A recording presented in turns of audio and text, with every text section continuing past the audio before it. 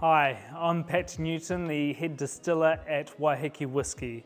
Thank you for purchasing a bottle of Fairlight. This is a pretty special whisky which we produce as a one-off, mixing the old world and the new. You'll notice because it's a one-off whisky, we have changed the label compared to our single malts. So you'll see the design. This is actually the front of the distillery building with a little chimney up the top. So I'm going to give you a little brief description of how it came to be, who was involved at the time, and also a little tasting note towards the end. First off, it started as an idea. We've always liked the idea of blending different things together to see what happens, whether it's going to be good or bad, or something in between. And for Fairlight, the idea was using inspiration from the old world, from the motherland. I can't talk about which country it is because we'll get in trouble for saying who it is, but you kind of get the idea of where it comes from. And the new world, which is obviously Waiheke Whisky. We're fortunate back a couple of years ago when we opened the distillery and commissioned the new stills, we brought over a master distiller called Alan Winchester. Now, Alan has an extensive history distilling in the motherland.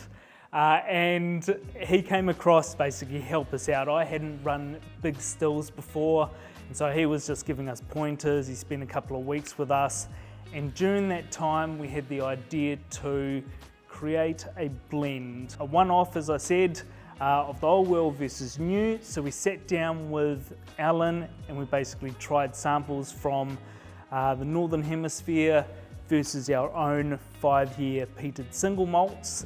And we decided on a blend which reflects both of the different areas. The reason for the name Fairlight actually comes from the first synthesizer which was produced. So the idea of sampling music, taking different sections of that music, a beat here, and mixing them together to create something better. So that's what we were doing, except we were doing it with whiskey. So New Zealand single malt versus a blended malt and a virgin oak malt as well. So all of these little things we put together, we created something delicious, and hopefully you're going to enjoy it as much as I do. We decided on a blend. We brought the whiskey or imported the whiskey into New Zealand. We blended our portion in with the old world portion. We set it in barrel for a set amount of time to marry or integrate the different whiskies, and then we ended up bottling it. So we diluted it down or bottled it down at 40% because that is where we thought would give the best expression for both Waiheke and the old world. If you have some in your glass, perfect. You can see it's got a great golden colour to it, lovely and clear. So for me, I straight away get these honeyed notes coming straight from the glass. Lots of nice fruit there, some apricot, some pear. You're also getting a little bit of oak coming through. So those caramelly characters which come from American oak barrels. And then you're picking up a nice little bit of smoke there, and that is from the single malt from Waiheke Whisky.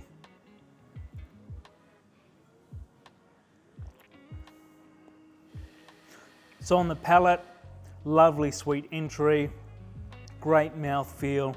You're getting lots of textural notes coming through, flavours of butterscotch, which is quite predominant. The smoke is coming through as well. Stone fruit. It's a whisky which just lingers on the palate. For me, I enjoy this straight, but I have been known to use it with mixes as well. But it's something which should be enjoyed any time of day. Breakfast, morning tea, or even after dinner. But I hope you like it as much as I do. Cheers.